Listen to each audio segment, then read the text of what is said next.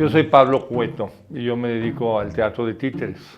Bueno, yo empecé, ya cuando tomé la decisión de dedicarme a esto, yo estaba haciendo escultura. Luego, en un momento dado, me fue interesando dedicarme más al teatro de títeres y eso empecé a hacer. Y como mi mamá ya era titiritera, entonces yo lo empecé a hacer también. Y de hecho mi abuela también era titiritera, entonces yo soy como la tercera generación de titiriteros en mi familia. Entonces a partir de allí pues ya me involucré trabajando con mi mamá. Pero yo veía de niño, sí veía los ensayos de mi abuela, pues. O sea, por la parte de la estética, o sea, son objetos, o sea, una escultura también es un objeto que uno hace, ¿no? Uno transforma la materia en una escultura. Y en el títere también pasa lo mismo, uno transforma materia en un personaje, aunque sea de cartón, tiene mucho que ver con la parte escultórica, el trabajo de títeres. Y a mí, sobre todo, el movimiento, de que se movieran, eso ya era mucha ganancia a comparación de la escultura. Y por otro lado, el trabajo en equipo, como que el trabajo del escultor es más solitario, más aislado, es más ermitaño, se mete en su taller a hacer sus esculturas. Pero el trabajo con los títeres obliga al trabajo colectivo. Entonces, trabajar colectivamente con otras gentes tiene sus dificultades, pero creo que ese es el reto y uno va aprendiendo de relacionarse con otras gentes. Cuando yo decidí tomar el camino de hacer títeres, pues los títeres es teatro. Entonces, teatro de títeres o con títeres. Entonces, y a mí cuando empecé nunca se me ocurrió que había que estudiar. Entonces, al principio uno empieza y dices, ay, me falta muchísimo conocimiento, ¿cómo le hacemos? Entonces empecé a tomar cursos y a relacionarme con gente que supiera más que yo. Entonces es un poco el aprendizaje a través del maestro-aprendiz. Entonces yo fui aprendiz de muchos maestros que me les junté. Yo fui aprendiz de Hugo Iriart, que es un gran dramaturgo, y hice títeres con él. Mi mamá también fue mi maestra porque ella también tenía muchísima experiencia haciendo títeres. Entonces yo empecé a colaborar con ella, pues fui aprendiendo de ella, de Hugo, de otros maestros con los que tuve contacto. Entonces fue como la forma de aprender los títeres. De alguna manera sigue siendo así, porque no hay una escuela de títeres. O sea, el oficio realmente y la profesión se aprende a través de otros. Ahora, hay unas bases que son importantes. Por ejemplo, si uno quiere hacer títeres, la base del teatro sí es importante. O sea, saber construir un personaje, saber actuar, manejar la voz, el manejo de voz, redactar historias. O sea, hay muchos elementos que el teatro aporta. Y ya para la especialidad de títeres, entonces ya conviene más juntarse con alguien que lo sepa. Y a mí me ha pasado así, mi grupo se me ha ido juntando y trabajamos y de ser alguien que está aprendiendo conmigo, al aprender ya se convierte en mi colaborador y entonces ya montamos obras juntos y ahí nos vamos, pues así digamos, ha sido el proceso en este oficio. Bueno, yo creo que aquí lo importante es, como lo dije, empezar a estudiar teatro. A partir de la carrera de teatro uno puede ir paralelamente haciendo títeres, o sea, no son cosas que están divorciadas o separadas, se complementan mucho, obvio. Pero y también para estudiar títeres, aquí hay varios maestros en Jalapa que son bastante buenos. Uno de ellos es Pavel Ortega, Carlos Converso, Guillermo Acevedo, todos viven aquí en Jalapa. Por Huitláhuac, no me acuerdo su apellido, pero también el que organiza el festival en el cual participo, pues también, o sea, hay grupos de títeres. Entonces realmente es como acercarse, pedir consejo, mientras uno sigue estudiando teatro, porque eso sí, esa parte también académica también enriquece mucho. A mí también me sirvió, mi estudio fue leer mucho y trabajar con gente que estaba muy preparada, pues. Sí, yo creo que cualquiera que se mete en un oficio nuevo se va a dar cuenta que tiene mucho que aprender. y el proceso de la vida es lo que uno va aprendiendo a través del oficio, también son las lecciones que uno tiene que aprender en la vida. O sea, como comentábamos al principio, saberse relacionar con otras personas es algo que uno necesita aprender, siempre. Quien no se relaciona bien con otros seres humanos va a tener muchas dificultades para salir adelante en la vida, en general. Esa es una regla de oro. Quien no se lleva bien con los demás, o es mal encarado, está siempre de mal humor, o no le gusta trabajar al parejo que los otros, va a ser rechazado y aislado. Entonces, aprender esa colaboración con los demás es una lección de vida. Y uno puede ser músico, puede ser dedicarse al teatro, a lo que sea, hasta vender cosas, al comercio, a lo que uno se dedique. Si uno no tiene modo con la gente, todo se vuelve dificilísimo. Entonces, y aquí cuando uno ya tiene modo con la gente, se sabe relacionar, sabe ganarse a la gente, caerle bien, darse a querer, todo ese tipo de cosas, independientemente del oficio, de la profesión de uno, son cosas muy importantes de saber. Bueno, yo en lo que trabajo, esta obra que tengo, que se va a presentar hoy en la noche, se llama Federico, Granada y Primavera, y es sobre la muerte de Federico García Lorca. Y yo me involucré en esta obra por un interés, digamos, social, de la vida de Lorca, de lo que representa, que básicamente, para decirlo muy rápido, en mi caso representa, él siempre tenía mucho la inquietud de que el arte debe ser accesible para todo el mundo. Y él era más feliz a veces haciendo teatro, montando teatro clásico con su grupo de La Barraca, que sentado solo en su estudio, escribiendo poesía y escribiendo sus obras. Y lo hacía. Lo que él decía es que se las tenía en la cabeza y mientras todo el día las iba trabajando, y podía pasar meses y hasta años y tener una obra en la cabeza y de repente dice, es un momento de escribirla. Se metía, se encerraba 4 o 5 días y escribía la obra y agregaba unas poesías y escribía. Pero lo que él lo entusiasmaba en la vida era justamente llevar el teatro con personas que nunca habían visto teatro antes, y esa era su fascinación. Entonces, y eso, yo comparto mucho eso con Lorca. Entonces, pues esa visión hacia el arte. Entonces, eso me llevó a mí a estudiar mucho. Entonces, aquí es donde entra la parte académica y teórica. Yo para montar esta obra tuve que leer 20 libros. Entonces, a veces un libro me da un dato, o una serie de libros me dan datos, pero a veces un libro me da la sensación, la vivencia, el ambiente, que a lo mejor no saco ni una palabra de ese libro, pero lo que me hizo sentir lo puedo traducir a lo que tengo que hacer para compartirlo teatralmente, digamos. Bueno, porque creo que el impacto del asesinato de Federico García Lorca en 1936 sigue teniendo un gran impacto. Cuando cada quien que lo estudia se le hace, qué absurdo fue que lo matara. Y qué cobarde, qué más podemos decir. O sea, no había una razón, no era un activista, no era un político que estaba involucrado. Simplemente le tuvieron miedo no sé, a sus planteamientos, a que él pudiera llevar el arte con mucha gente.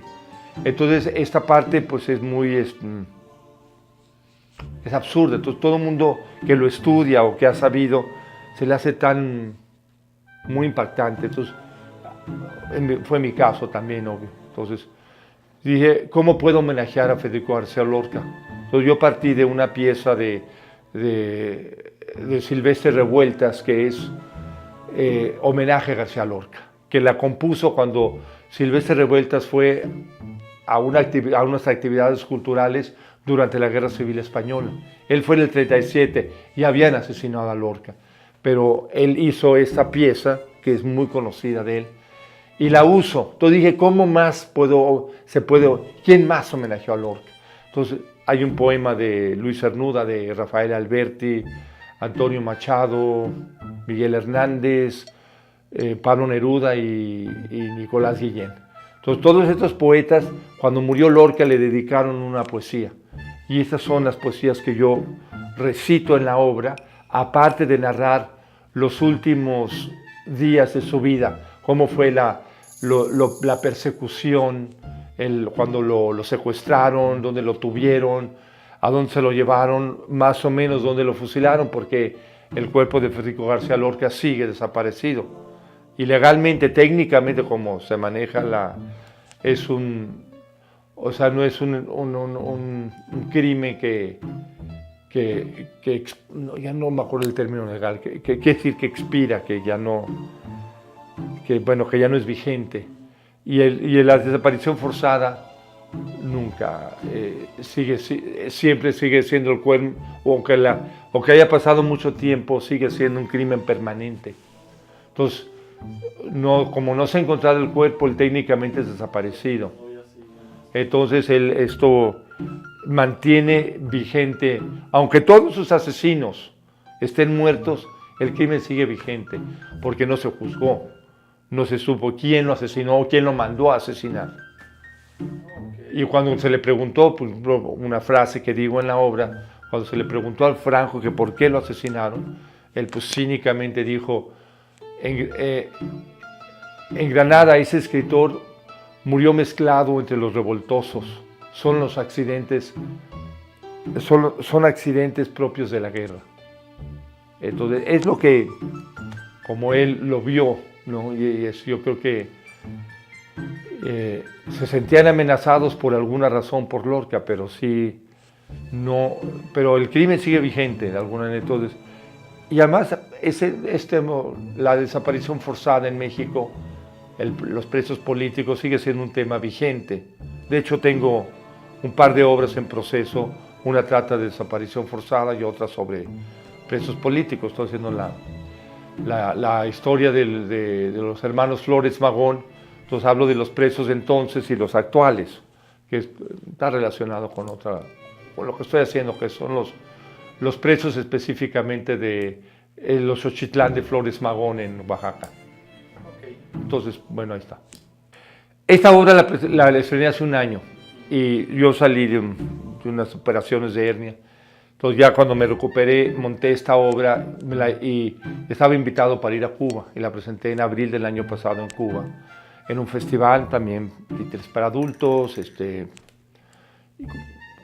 y me fue muy bien, o sea, porque Lorca pasó por Cuba, entonces Lorca pasó por Nueva York, Cuba y Argentina, Buenos Aires, cuando vino a América. De hecho, un poco antes de que lo asesinaron, tenía el plan de venir a México, pero eso fue lo que ya se coartó por el asesinato. Y entonces allí, digamos que luego me fui a Granada en octubre, al mero lugar de donde es Lorca, y también impresionó mucho, me fue muy bien. Luego un amigo de aquí me invitó a Acapulco, pues me invitó al Zócalo de Acapulco, que va todo tipo de gente que nunca ha visto teatro. Entonces pues, se puso el escenario, se sentaron unas personas mayores y unos jóvenes que seguro no habían visto teatro. Cuando terminé la función, se me acercaron y me dijeron, gracias por tratar estos temas. O sea, me lo dijo unos jóvenes y un grupo de adultos mayores. Porque seguramente hay una identificación con lo que está pasando, porque sí están pasando. O sea, hay mucho crimen en general en Guerrero, es uno de los más violentos, desapariciones. Entonces, cuando uno trata esos temas, se sienten, bueno, estas son cosas que nos pasan a nosotros. Entonces, cuando yo veo el teatro, me afecta. O sea, yo veo algo interesante. Ahora, esta obra sí no puedo decir que es una obra cómica o graciosa, es con un tema fuerte, pero no es tan pesado porque yo de alguna manera, yo lo que hago es que, la animación que hago es un teatrito chiquito, de 80 centímetros por 60, y yo estoy a la vista todo el tiempo, pero tengo figuritas de este tamaño, lo más chiquita es como así, como de 7, 8 centímetros. A veces hasta se las acerco para que la vean bien, porque sí, es muy chiquita. pero, y hay otras más grandes, ¿no? Pero sí, la idea es que la animación que hago es como juega un niño. Como cuando agarran el cochecito y empieza, luego baja y luego viene el otro y chocan y ¡push! Entonces ese tipo de ruidos onomatopeicos y la animación, como juegan los niños, es como la técnica que yo uso para contar la historia. O sea, si hay un avión, pues lo vuelo así, ¿no? O de repente estos mis lentes pues se convierten en el avión, porque así es la imaginación de los niños y de todos nosotros también, ¿no? Cuando imaginamos las cosas así, o cuando alguien está explicando, hasta para hacer un arquitecto para explicar su maqueta, hace una maqueta y la hace pequeña, la hace en miniatura, para cuando sus clientes o la gente que tenga que ver esa maqueta diga, esto va a ser así y esto así, y se explica todo en miniatura, no, porque el espacio no existe. Es un espacio imaginario, entonces se hace un espacio concreto, pero en miniatura. Y la técnica que usamos de teatro, de este tipo de teatro, pues es eso, es una versión miniaturizada de la vida, porque así en lo pequeño nos podemos tener una visión global de lo que está sucediendo. Y al acercarse al teatro a veces uno se sorprende mucho, porque hay muchas formas de hacer teatro, desde el musical, desde la ópera, desde juegos de niños, cosas cómicas, cosas más serias, pero las técnicas que se emplean y en títeres, ahorita se está expandiendo mucho todo lo que es las diferentes técnicas de títeres. Yo también, por ejemplo, yo trabajo mucho el teatro guiñol y también lo hago para adultos y se divierten muchísimo con el teatro guiñol. Y es algo que es una de las cosas que aprendí con mis abuelos y con mi mamá, el manejo del teatro guiñol. Pero esta es una técnica pues más de animación, así como de maquetas y de teatro en miniatura, decimos, o teatro de juguete. No, yo estoy aquí para participar escénicamente con esta obra. Voy a estar aquí se llama Federico Granada y Primavera. Está dirigida por bueno, yo la construí la obra, pero la dirigió un amigo mío que se llama Vladimir Bocorques. Toda la dirección escénica, que no me veo de fuera. Entonces, aunque son ideas mías, pero él me ayudó como a moverme escénicamente y a resolver problemas escénicos. Y voy a estar aquí en el Centro Recreativo de Jalapa. Y luego voy a estar en otro lugar que ahorita no me acuerdo cómo, pero voy a estar mañana también a una hora que me van a llevar a un lugar que ahorita no me acuerdo, a lo mejor se puede mencionar después. No se preocupe, ahorita ponemos aquí un punto. Sí, entonces, y sí, como te decía, el teatro de objetos también es una evolución del teatro de títeres y se está usando mucho. ¿Cómo abordamos el objeto? A veces el objeto representa un personaje o el objeto se representa a sí mismo. Una silla es una silla, pero a lo mejor, por ejemplo, el caso que daba estos lentes, si yo quiero, pues es un avioncito. Sí, entonces, y que desde dónde se cuenta la historia, desde imaginando de dónde viene el objeto o los objetos participan en la narración de una historia hecha, ¿no? Entonces, hay muchas formas de narrar con teatro de objetos. Entonces eso es todo un mundo. Y ahorita siento que hay mucho joven que está haciendo teatro metiéndose a todos estos mundos de los títeres, que es desde algo muy tradicional como el teatro guiñol hasta algo muy innovador, que es el manejo del teatro de objetos. O lo que hacemos nosotros, que es un teatro de juguete, le llamamos, o miniatura. También le llaman teatro de papel porque es chiquito y plano todo, pero eso, digamos, es lo que yo siento que tiene muchas posibilidades como espectador y como participante. Sí. Para cerrar, yo hago las cosas, no me complico técnicamente mucho. A veces una figura la jalo con un hilito, evidentemente se ve cómo lo estoy jalando, pero a pesar de eso no pierde la magia. No hay trucos ocultos, no somos, a veces sí sorprendemos con algo, pero no somos magos y tampoco ocultamos lo que hacemos donde hay grandes secretos. Y yo creo que eso le da un encanto, que alguien pueda salir de una función diciendo, si yo quisiera, yo puedo hacer eso, ¿no? Porque hacer una película, por ejemplo, antes era muy complicado, se tenía que tener presupuestos millonarios, que las camarotas, que el renta de espacios, pero hacer cine se ha abaratado con la tecnología. Y yo creo que la tecnología en lo que hacemos también nos ha ayudado. El hecho de que haya para sacar fotocopias o al revés o manipular las imágenes en la computadora, a veces sí hacemos eso, pero no la uso en escénicamente. Yo siento que lo que yo hago es muy arcaico y mi amigo Hugo Iriart me decía, lo que les encanta a la gente de lo que hacemos es que hacemos un arte muy arcaico, como antiguo, de antes. Entonces, eso lo remite a la gente a otros tiempos y a otros tiempos del mundo y otros tiempos propios, como su infancia. Al hecho de ver títeres, se piensa que los títeres son para niños, aunque no necesariamente. Pero el hecho de que sean títeres, aunque sea para adultos, al adulto lo remite a su infancia. Es decir, cuando en la infancia teníamos abiertas todas las posibilidades de nuestro potencial, que podríamos ser cualquier cosa en la vida. El tiempo y la edad nos va limitando. Yo, por ejemplo, con un artista, que ya también no estoy tan joven, a mí siempre me ha ayudado mucho romper con ese esquema. Yo todavía puedo hacer muchas cosas en la vida, puedo expandir mi vida. Si yo, por ejemplo, mañana y dijera, yo quiero empezar a aprender a tocar la guitarra, o yo quiero aprender a bailar, mambo ya bailo, pero otro baile, el swing. Pero tomar una actividad, no pensar que la vida se va acabando, al contrario, a veces uno con la experiencia que tiene con la vida puede hacer más cosas.